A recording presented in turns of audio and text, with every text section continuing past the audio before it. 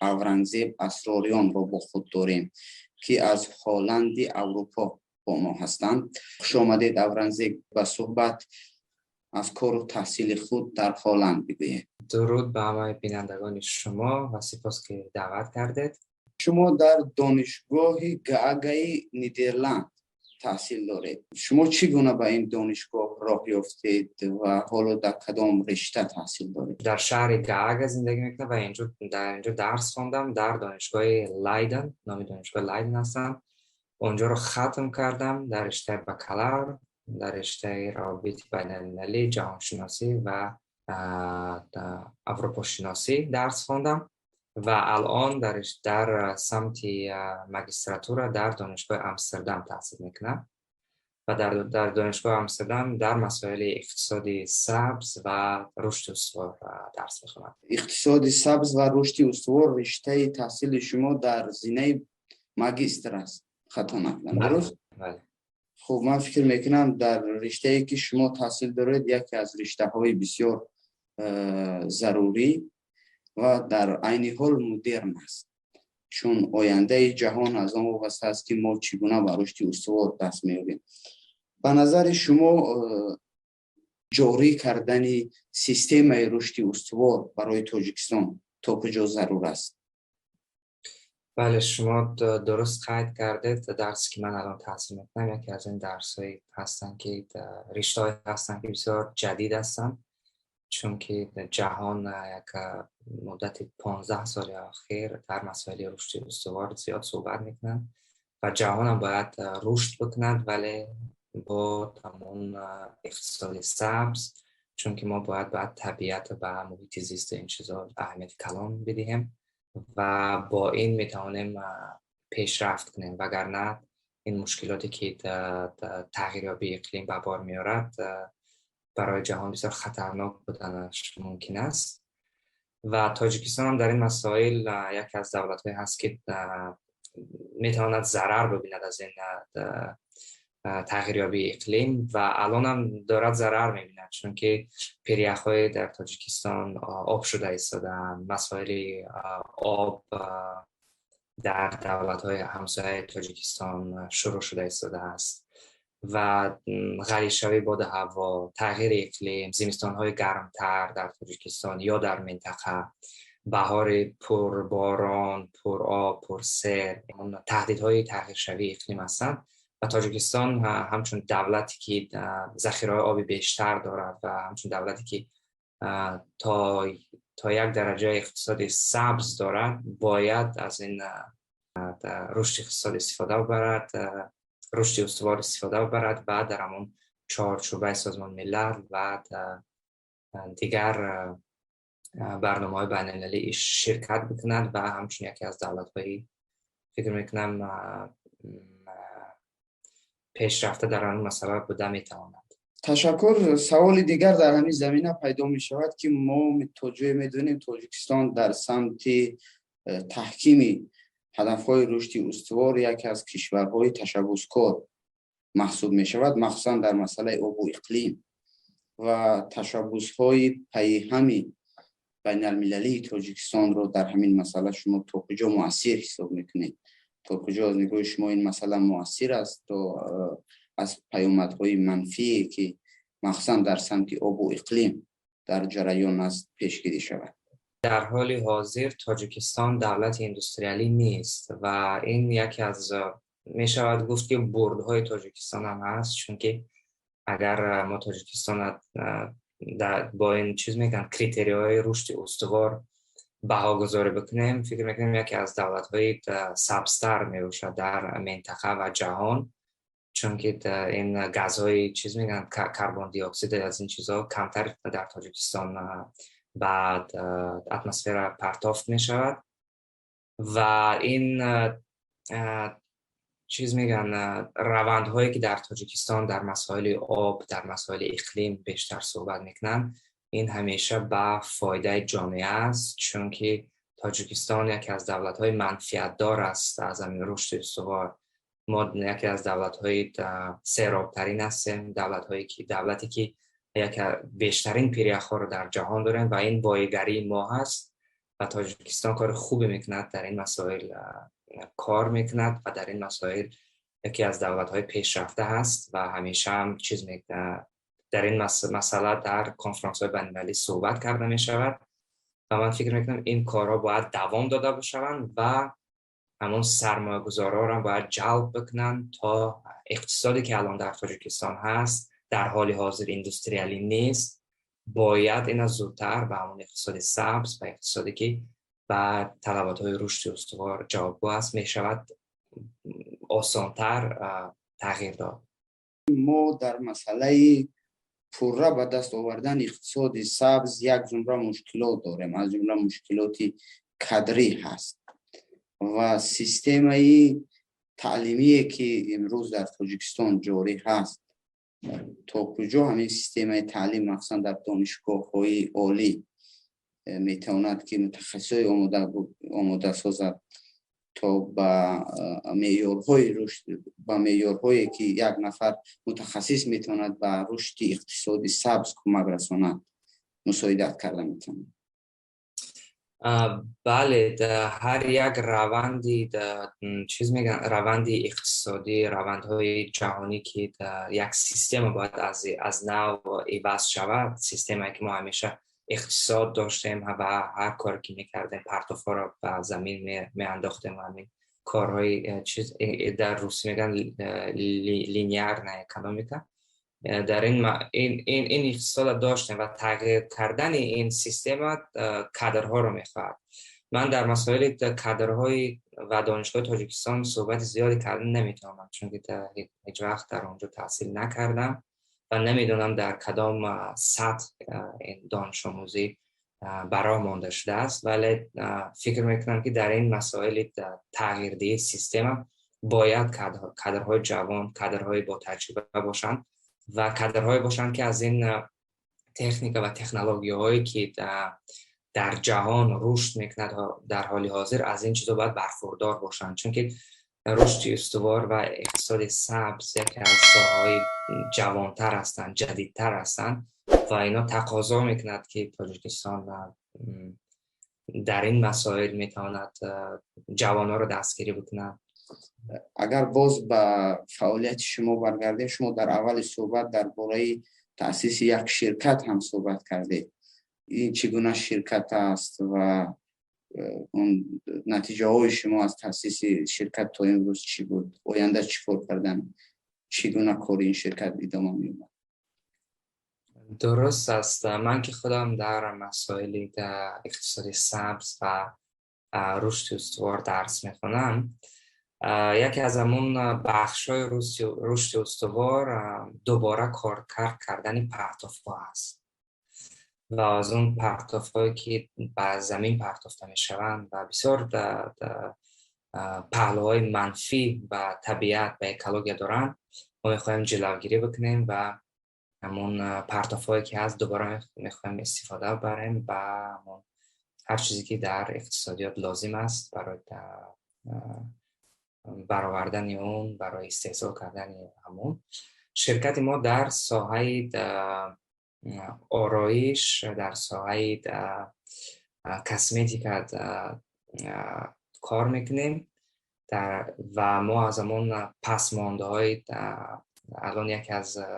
چیزهای تولید میکردگیمون پسمانده های کافی هست و اون پرتافته میشود در اروپا و اروپا یک جامعه هست که زیاد کافی استفاده برده میشود و پسمانده های آن که به زمین پرتافته میشوند بسیار مشکلات های اکولوژی ایجاد میکنند و شرکت ما همون پسمانده ها را دوباره استفاده برده از اون موادهای آرایشی میسازد و این است یکی از روندهایی که ما کار کرده ایستادیم. این استارتاپ است، شرکتی که دیگر ما باید سال دیگر باید پیشرفت بکنیم و در تمام سمت‌های دیگر داریم تحقیقات میبریم، درس می‌آموزیم تا ببینیم باز چی کار کرده میتونیم که تا این پرتوف‌های ضررناک دوباره کارکرد کرده شوند و منفعت خود رو به جامعه برسونند. این شرکت چند ماه شد فعالیت دارد گفتید، نتیجه چی بود تا امروز؟ بله ما چند ماه فعالیت داریم، مدتی 6 ماه میشه فعالیت داریم. نتیجه همون برای یک شرکتی که استارتاپ است، شرکتی که خوب است، ما با یکی از فروشگاه های در شهر امستردام قرارداد بستگی هستیم و همون چیزایی که ما میبراریم، چیزایی که ما تولید میکنیم در اون فروشگاه فروخته میشوند و ما طریق آنلاین هم از اون چیزا میفروشیم و یعنی با جامعه هلند و جامعه اروپا از درباره شرکت صحبت میکنیم و روزهای نزدیک هم بازم با چندین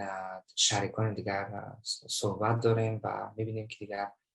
چی میشود و ما چطور میتونیم باز هم پیشرفت بکنیم و دیگر ساحه‌هایی که بعد طبیعت ضررناک هستند از اونها دوباره استفاده ببریم و بر جامعه یک چیز منفعتی داشته باشه. همین پرتافت ها، استفاده دوباره پرتافت ها یا با اقتصاد و با استحصالات وارد کردن دوباره پرتافت ها فکر میکنم برای تاجیکستان هم یک از مسائل های مهم است. تا کجا زمینه کارکردی دوباره همین پرتافت ها در تاجیکستان مهیا هست و اگر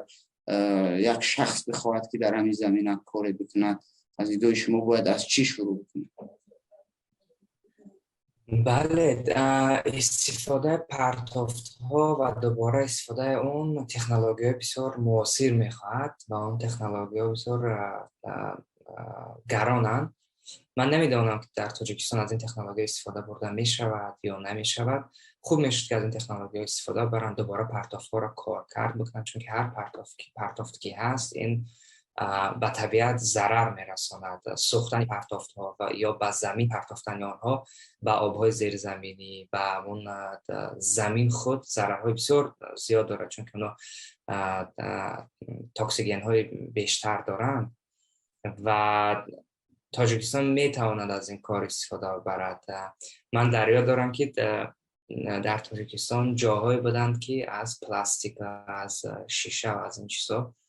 چیز میکردن، دوباره استفاده میکردن و این خوب است. این کار عالی است، چون که هر یک پرتافی که هست اونا از زمین چیز میگن ذخیره‌های زمین ساخته شدن، از زمین الیمنت های زمین ساخته شدن و اونا نباید پرتافته شوند یا سوزانیده شوند. اونا میشود که اونا رو دوباره استفاده برد و تاجیکستان هم میتواند از این روند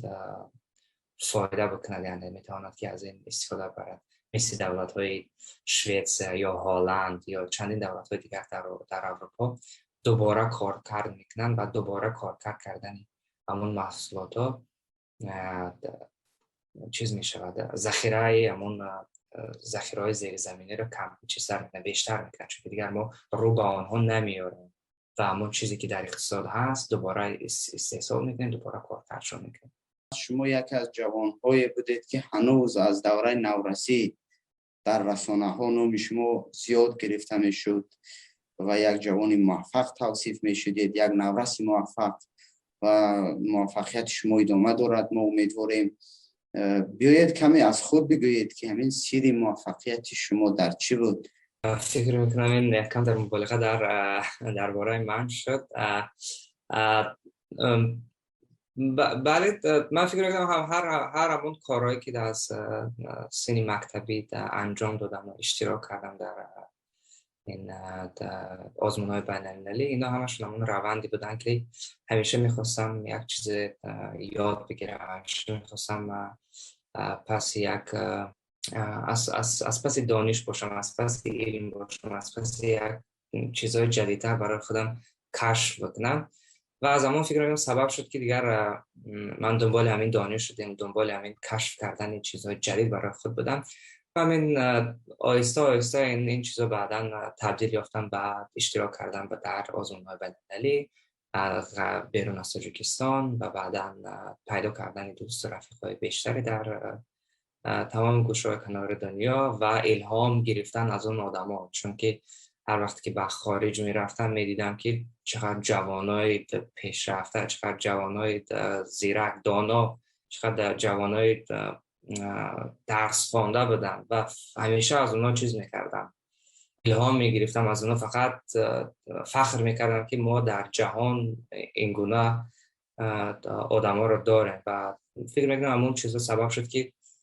دوباره بعد برمیگشتم و از سر نو بیشتر میخواستم که چیزهای جدیدتر یاد بگیرم و هر چیزی که تا حال میدونستم باید باز تکمیل شود. در ترجمه حالتان همیشه داننده 5 زبان خارجی بجز از زبان مادریتان گفته می شود.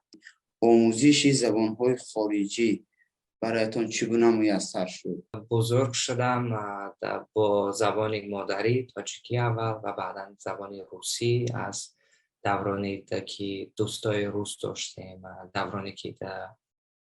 باغچه می رفتیم با زبان روسی بعضا صحبت می کردیم، بعدا هم که مکتب رفتیم روسی را از خود یاد گرفتیم و این همش باعث اون شد که در یک محیطی زبانی یعنی به پایان رسیدم و بعدا هم در مکتب بعدا زبان انگلیسی شروع کردم یاد گرفتم و بعدا زبان ترکی یاد گرفتیم در مکتب و بعد از اونم دیگر در هلند که هستم زبان هلندی را اخذ کردم و فکر میکنم بعد از اون یاد گرفتن یک زبان بغیر از زبان مادری دیگر روند یاد گرفتن دیگر زبان ها آسانتر می شود، چون که همون اگر آدم کوشش بکند تا یک زبان دیگر را یاد بگیرد، همون سیستم لینگویستی یک زبان از خود میکنه و با همون سیستم میتواند هر یک زبانی که میخواد از خود بکند، چون که زبان ها بیشتر چیز میگن همون جمله بندیشان، همون سیستم زبانیشان به هم دیگر بسیار نزدیک هستند. کلمات دیگر است ولی همون سیستم گراماتیکی یا سیستم جمله بندی و این چیزا شبیه هم هستند. در چمپیونات جهان و فوتبال در سال 2018 در روسیه هم ترجمانی کرده در یک سطح بلند. شما چگونه به این مسئولیت برگزیده شدید و سبب چی بود؟ بله دیگر من خود بعضا فوتبال تماشا میکنم ولی زیاد شوقمند فوتبال نیستم، ولی چون که میدونستم چمپیونات جهان در روسیه برگزار میگردد و منم داننده زبان روسی هستم، میخواستم یک چیز میگم سهم خود رو اونجا داشته باشم. اگر یک کمکی از دست من میآید میخواستم که اونجا کمک بکنم و برای برگزار کردن یا چمپیونات یک سهم خود داشته باشم. و بعدا از طرف فیفا من شرکتی که چمپیونات ها رو برگزار میکند همین گونه اعلان بود در مسائل آدمایی که زبان روسی، انگلیسی و یک زبان یا زبان دیگر میدونن میتوانند با اونها همکاری داشته باشند. و منم فکر می‌کنم طول یک سال بود حجت ها رو پیشنهاد کردیم، بعد از حجت ها اینترویو داشتیم، بعد از اینترویو چندین مرحله های زیاد بدن و یک سال طول کشید و بعد از اونم انتخاب شدم. ما 2 نفر انتخاب شدیم برای فیفا، یکی من و یک دختر از مکزیکو. اونا روسی صحبت نمی‌کردن ولی فرانسوی صحبت می‌کردن، فرانسوی، اسپانیایی و انگلیسی و اونم براشون بسیار لازم بود چون که دولت‌هایی که اسپانی صحبت می‌کنن بیشتر بودن در چمپیونات جهان. و ما بعدا سفر شدیم به سوچی و فدراسیون روسیه و اونجا دیگر با متصدی فیفا من ترجمانی میکردم. همون دلیگاتسی هایی که می آمدن با پرزیدنت ها، با سروزیرانی که می آمدن من متصدی بودم تا با همون منیجر فیفا از زبان روسی و انگلیسی براشون ترجمه کنم با همون ساختارهایی که در روسیه بودن، ساختارهای قدرتی یا ساختارهای دیگر، از اونها من از زبان روسی و انگلیسی با منیجر ترجمه میکردم تا همین روندی پیشوازگیری پرزیدنت ها و